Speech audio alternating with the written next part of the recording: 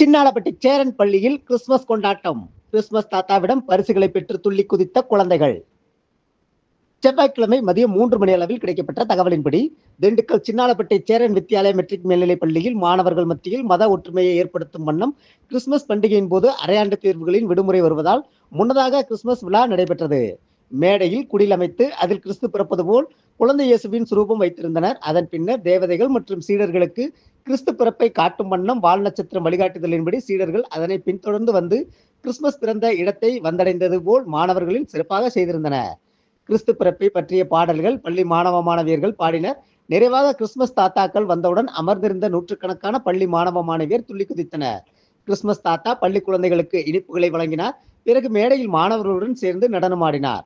விழாவிற்கான ஏற்பாடுகளை பள்ளி நிர்வாக அரங்காவலர் சிவக்குமார், அரங்காவலரும் பள்ளி முதல்வருமான திலகம், அரங்காவலர்கள் ஆல்பர்ட் ரெங், பாரதி ராஜா, அபிஷேக் மற்றும் சேரன் பள்ளி உடற்கல்வி ஆய்வாளரும் ஹேண்ட்பால் பயிற்றுனருமான அசோக்குமார், உடற்கல்வி ஆசிரியர் செந்தில்குமார், உதவி தலைமை ஆசிரியை வெண்ணிலா மற்றும் அலுவலக பணியாளர்கள் மகேஸ்வரி, பிரியா, அருள்ஜோதி தலைமையிலான விழா கமிட்டியார்கள் சிறப்பாக செய்திருந்தனர்.